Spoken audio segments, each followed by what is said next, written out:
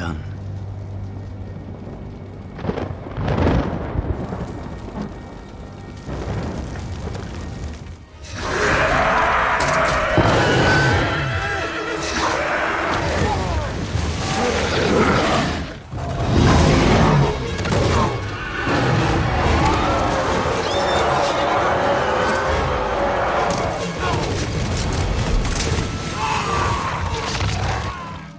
Hey guys, what's happening? Nihat here with Film Comics Explained, and today we'll be exploring the werewolves featured in the awesome Underworld series starring Kate Beckinsale. The werewolves were essentially former humans that had been infected by either the first werewolf, William Corvinus, or another one of his victims.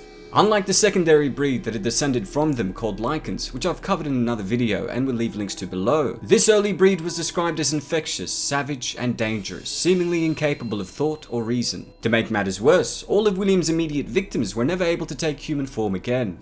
In both my videos on the Lycans and the vampires, I go into the Corvinus strain that was responsible for turning brothers William and Marcus into werewolves and vampires, which consequently started the never-ending blood feud between the two species. But suffice to say that both Marcus and William had been granted immortality through the blood of their father, who was an immortal, and their subsequent infections at the hands of a rabid wolf and bat corrupted their Corvinus strains, mutating them into the powerful beasts they would eventually become.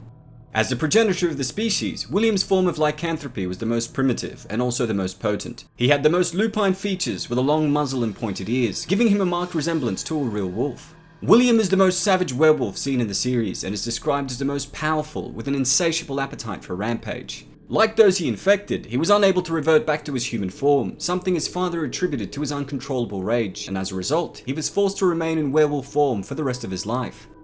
The first generation of werewolves were created after being infected by William. Similar to William, they are complete savages and are thought to have no control over themselves. Physically, they are more humanized with a shorter snout and less pointed ears. They have less fur than William, but more than their second generation Lycan descendants, with more fur around their neck and arms. The werewolves displayed a number of enhanced physical attributes. As with their vampire rivals, the werewolves were immortal. I think it's also important to note that William was also able to survive over 800 years of captivity with no food or water by putting himself into a forced hibernation, much like the vampire elders who slept for millennia awaiting their turn to control the vampire nation. Along with their inherent immortality, they also possessed an enhanced sense of smell, hearing, and sight. Werewolves were able to sense vampires in close proximity to themselves, and were also known to possess physical strength, durability, reflexes, and speed that was superior to that of their vampiric rivals. To overcome this, the vampires created fighters known as Death Dealers that were trained in numerous methods to hunt the werewolves down. As mentioned just before, the werewolves were physically much stronger than the vampires, as every hand-to-hand confrontation between the two races under normal circumstances ended with a werewolf victory. Werewolves could also use their massive claws in conjunction with their physical abilities to scale walls and buildings at great speeds in pursuit of prey. And because of this, I couldn't help but feel that although they had been prisoners for much of their lives in service to the vampire nation, they were actually the superior species. Based on what we see in the film series, the werewolves also possess superb physical resilience and remarkable regenerative abilities. However, this could be circumnavigated with the use of silver, which severely hampered their regeneration. It's also mentioned that silver was fatal if it penetrated their internal organs, and as such, the substance was their only true weakness, much in the same way as how sunlight affected vampires. While vampires saw the werewolves as mindless beasts that had no control over their actions, the birth of Lucian enabled the second generation that were infected by him to transform at will, which is something I go into in my Lycan video. During the era of Lucian, the werewolves seemed to gain more of their original rational way of thinking, abandoning their instinct in favor of planning. After several attacks by vampire warriors, they began to form a strategy, learning to bide their time, arrange group ambushes, and even set up crude and simple traps to better help them defeat the vampires. When Lucian confronted them in his werewolf form during one of these traps, they willingly stood down and left peacefully, a response that Reyes described as obedience. Later, when Lucian came into their main den in human form, the older werewolves inspected him and understood that he was a Lycan. They even accepted him into their pack and aided him against the vampires when he called for them.